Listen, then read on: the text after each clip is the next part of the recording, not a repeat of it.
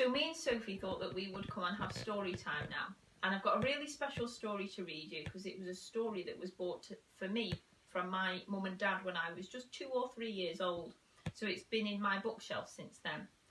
And it's called Rosie's Fishing Trip. Rosie's bicycle had 2 fat tyres and a saddleback at the back. There was a wide wicker basket at the front, and it was filling up fast with everything Rosie needed for her fishing trip, including 3 rolls and an old red thermos flask with chocolate milk inside. Rosie wrapped her silver spoon in a cherry-coloured napkin. She wrapped her tiny jar of jam in yellow tissue paper, and she taped 2 pink pencils to her special drawing pad to make a picture later that would hang on someone's wall. "Time to go fishing," called Rosie. "Good luck, my love." Mum came to the kitchen to wave her off. Her dressing gown was soft and green, and it smelt like talcum powder. At night time, Mum liked curling up in her dressing gown in her big chair next to the window, and sometimes Rosie curled up too, as they took turns reading in a soft night voice. Rosie's fishing coat had a cape across the back and 7 slender buckles that buckled up at the front, and Mum kissed her on both her cheeks. Then Rosie bumped her bicycle down the steps all the way to Front Street, where it was still dark. Rosie shivered. She didn't like the dark much, but she did like fishing, and of course Grandpa, who was waiting on the corner near the park. She sucked in and she let her breath out. "Pedal, Rosie, pedal." There were too many shadows in the village in the morning. It was chilly and there was a mist in the air and maybe a light drizzle. "Pedal, Rosie, pedal." In between big houses and others that were very small, the sun was trying to light up the village. "I am racing you, son, and I will win the race to Grandpa." Rosie pedalled hard, and she pedalled very fast, stopping at every crossing. Grandpa was waiting. Rosie rode, and he walked along with his big fishing bucket and his tall fishing rod.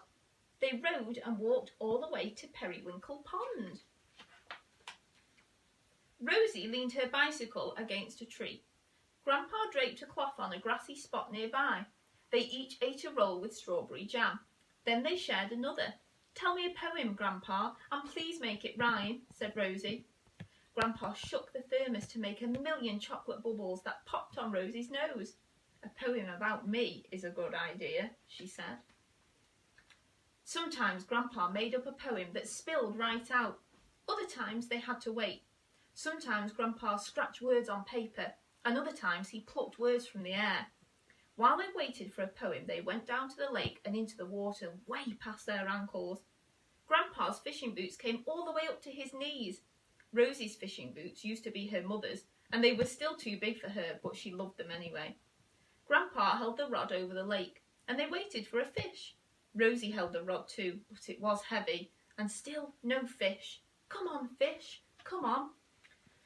When Rosie's legs were tired, she leaned up against a tree and drew a beautiful picture of Grandpa fishing in the lake in the mist in the morning.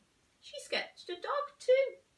Rosie liked drawing dogs, and Grandpa loved hanging the pictures on his wall. After a long, long time, Grandpa's fishing rod curved, then it bounced. Rosie's heart bounced too. "Fish, beware!" She reeled in the line. "You feel big, fish, but Rosie is strong." She jiggled the line. "I'm going to get you, fish, and bring you home to Mum to cook for lunch." Rosie reeled that fish right out of the lake. The fish looked at Rosie, and Rosie looked back. He was small, like a fist, and wriggly and scared. She tossed him back, and he swam away with his cousins. "So long, fish, so long." Rosie and Grandpa rode and walked through the village. There wasn't a single fish in the bucket, but they didn't mind. Grandpa was thinking up a poem, and Rosie was trying to help with the rhymes.